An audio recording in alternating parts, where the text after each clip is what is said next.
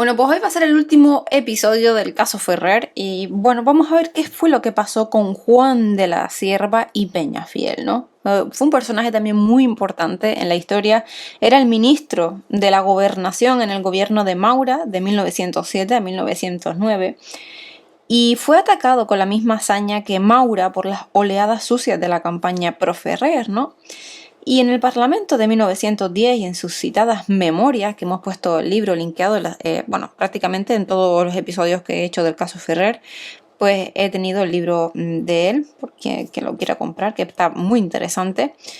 Y bueno, la verdad es que en ese libro, en sus memorias, resolvió definitivamente el caso Ferrer para la historia, ¿no? Y el ministro recibió información fidedigna de sus servicios en París sobre el movimiento que se preparaba en Barcelona.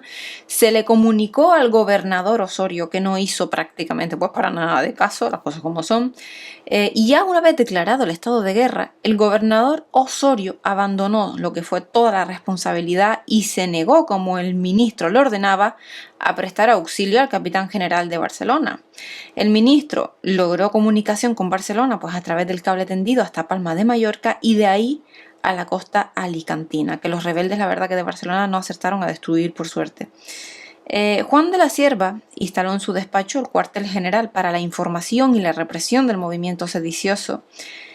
Y entre los crímenes que se cometieron o se intentaron surgió la figura de Ferrer, que era una de las principales o tal vez la primera en la dirección del movimiento, pues que en sus caracteres respondía a sus convicciones libertarias, ¿no? Y el ministro de la Gobernación cerró las escuelas modernas como nidos de propaganda revolucionaria. Ya una vez detenido Ferrer, pues por la Somatén de Masnou, el ministro ordenó que fuera entregado a las autoridades militares y exigió que se evitase el linchamiento que algunos estaban ya preparando. En el escondite de Ferrer se encontraba su famoso archivo.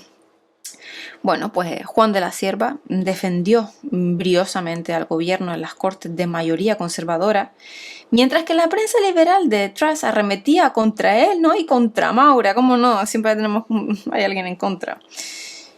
Las cortes y la opinión pública, bien orientada por la lealtad del ABC a España, estaban con el gobierno, que había ganado de lleno su combate parlamentario. Juan de la Cierva critica amarga y respetuosamente la decisión de Alfonso XIII al admitir a Maura la dimisión que no le habían presentado y recuerda que cuando Moret, el dirigente masón y liberal, le sucedió en el Ministerio de la Gobernación, lo primero que hizo fue llamar a su despacho a Soledad Villafranca, que era la amante del insigne pedagogo, tontólogo y criminal cobarde de Ferrer, para estrecharle con efusión las dos manos. Por supuesto que, como Juan de la Cierva le había recordado en el Congreso, tampoco Moret había pedido el indulto de Ferrer.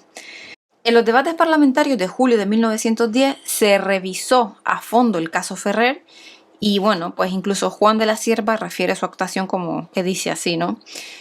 Quedó esclarecido todo.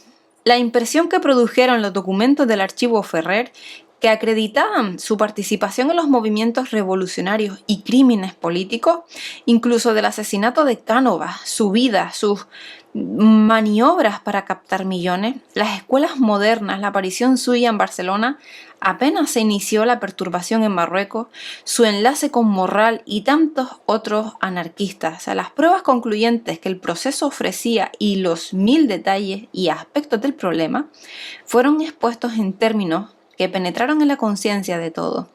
Al salir del Congreso el primer día, como aconteció también en el segundo, continuó la estruendosa ovación hasta la calle y luego se llenó mi casa de gente.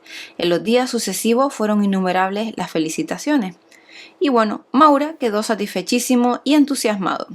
Mis discursos se publicaron en todos los idiomas, por lo que en todos los pueblos se pudo difundir la verdad y destruir la leyenda. En América fueron muy numerosas las ediciones que en todos los casos autoricé. Bueno, pues el doctor Cimarro había publicado un libro alevoso, ¿no?, sobre el caso Ferrer, en el que anunciaba un segundo tomo que la actuación de Juan de la Cierva pues hizo imposible. Ángel Osorio y Gallardo también publicó otro libro en el que trataba de disculparse, pero bueno, la verdad es que él solo consiguió mostrar el primer jalón de su largo camino hacia la traición. Y bueno, pues la verdad es que a día de hoy todo ha quedado bastante claro sobre la enorme mentira de Ferrer, pero Pero bueno, la verdad es que hay muchos libros, voy a intentar encontrarlos, en el que se recogen todas las argumentaciones, documentos, todas las conclusiones del caso, todo lo que había en el archivo de Ferrer, que es bastante grotesco, la verdad.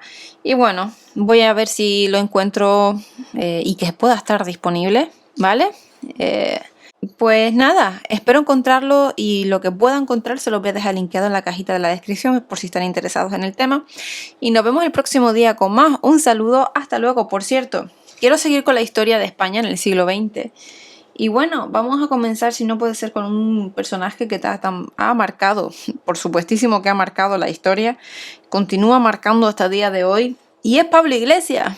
Pero no el Pablo Iglesias que muchos conocen, sino el fundador del PSOE, ¿no? Y es un personaje que no sé si ustedes sabían, pero este señor incitó en el Congreso de 1910, ese famoso Congreso de 1910, al asesinato de Antonio Maura si el político liberal conservador decidía volver a presentarse a unas elecciones. Y bueno, pues vamos a hablar de él y cómo él propuso el atentado personal como un método. El fundador del PSOE. Bueno, pues nada, nos vemos el próximo día, un saludo y hasta luego.